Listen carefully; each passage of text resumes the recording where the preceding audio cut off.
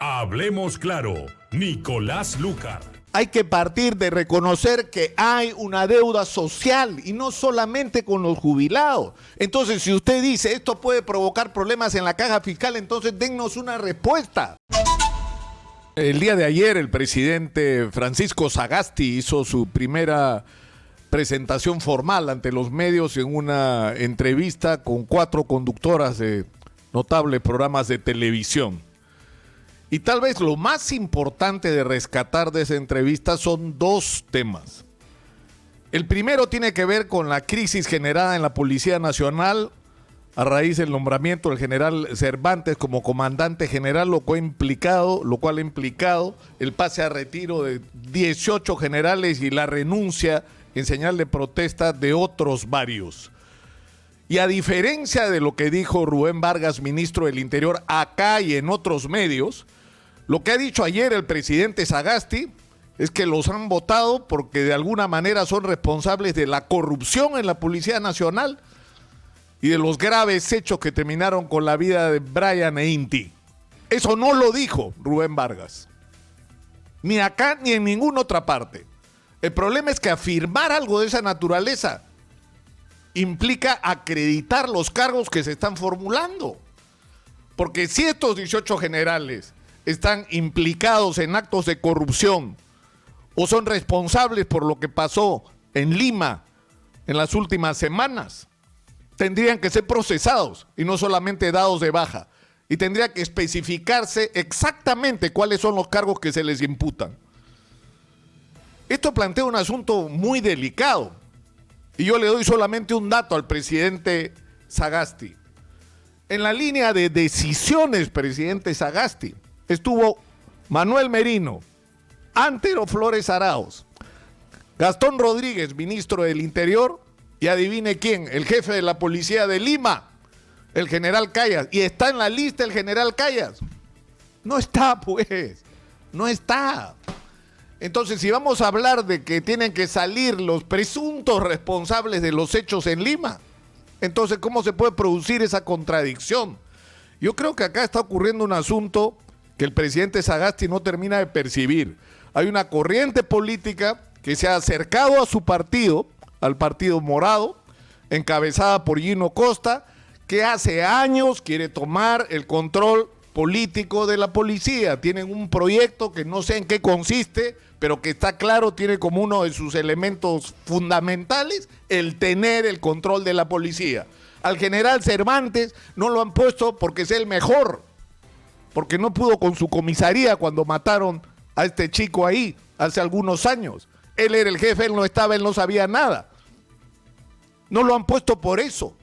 Lo han puesto porque el ministro del Interior confía en él porque supuestamente es de los suyos y así no se pueden manejar las cosas. Pero eso es un tema que seguirá su desarrollo y que el presidente ha abierto una puerta diciendo que se va a dialogar sobre la manera como se ha manejado esto. Incluso ha reconocido que han pagado justos por pecadores, porque todo el mundo quiere que se limpie la Policía Nacional. Todo el país quiere que se limpie la Policía Nacional, pero que se limpie bien. Lo hemos reclamado desde acá por años, de que todo el mundo dentro de la policía sabe quién es quién. Pero eso que hay que hacerlo bien, institucionalmente, no como parte de agendas políticas de grupos que están hoy día en un partido y mañana en el otro. El segundo tema es el de los jubilados. El presidente ha dicho que van a ir al Tribunal Constitucional. Si el Congreso de la República aprueba por insistencia la devolución de fondos a los aportantes de la AFP que no alcanzaba los años y que el Congreso ha resuelto que se les deben devolver. Y ha dicho que esto es populismo.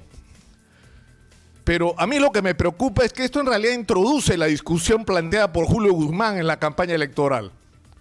Yo he escuchado una intervención de Julio Guzmán en uno de estos Zoom que organiza Rubén Cáceres, con el Colegio de Sociólogos me parece que lo hace, pero en todo caso lo he escuchado atentamente. Y él dice que el gran debate en el Perú es entre los, digamos, responsables y los populistas. Y yo me hago una pregunta.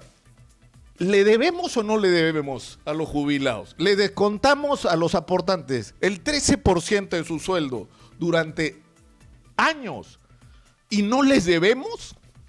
O sea, podemos hacer eso con un banco. Hagan eso pues con el Citibank, a ver qué le pasa. ¿Ah? O que el Eximbank. Es decir, te debo y te tiro perro, pues no te pago. O sea, a nadie se le ocurre en el Ministerio de Economía algo así, pero a los jubilados, a los aportantes no importan. Y el problema es que esa ha sido la respuesta, presidente de Sagasti, no ahora. Esa ha sido la respuesta durante años y la que ustedes no puede ser la misma, de la que ha llevado a las inequidades que la pandemia en el Perú ha puesto en evidencia. Hay que partir de reconocer que hay una deuda social y no solamente con los jubilados. Entonces, si usted dice esto puede provocar problemas en la caja fiscal, entonces dennos una respuesta. ¿Cómo se va a hacer para pagar la deuda que hay con esta gente? Pero hay que partir de reconocerla, porque hay gente que a estas alturas no la quiere reconocer. Y algo similar ha pasado con las AFPs. Es decir, ¿tiene o no tiene derecho a la gente a disponer de su dinero? ¿O no tiene? O en el caso del FONAVI, a la gente que se le descontó el 10% de sus ingresos. Y el Tribunal Constitucional ha dicho ya, devuélvanle todo. Y la respuesta en el Ministerio de Economía es no es realista. ¿Cómo que no es realista? Una vez más, a ver, díganle eso a un banco, pues, te debo y no te pago, porque no es realista, según la situación de mi caja fiscal. ¿Saben lo que hacen? Cuando necesitas pagarle a un banco y no tienes, te prestas a otro para poder pagarle al que le debes. Porque ahí sí son realistas, ahí sí son prácticos. Y lo de las CTS. O sea, ¿hay derecho que los maestros reciban CTS por todo el tiempo que trabajaron? Pero por Dios, ¿qué discusión es esta? O sea, ¿eso es populismo o decir que las tasas de interés en el Perú son criminales y están impidiendo el desarrollo y el progreso de la micro y pequeña empresa en el Perú? Y de las personas, porque asfixia a las personas que terminan trabajando para los bancos. ¿Eso es populismo? O reclamar que se acabe el sistema CAS. Por favor, ¿en qué parte del mundo civilizado y moderno del que queremos ser parte existe ese sistema de trabajo? ¿En qué parte del mundo los médicos cobran con recibitos? ¿En qué parte del mundo se les debe 3, 4, 5 meses les deben en algún lugar a gente que se ha fajado contra el coronavirus, ha arriesgado su vida y no ha cobrado un sol? Porque no tienen relación laboral estable con el aparato del Estado y con el MINSA y tienen que emitir recibitos para poder cobrar sus honorarios. ¿Reclamar eso es populista? Una vez más, la discusión es para quién se gobierna en el Perú.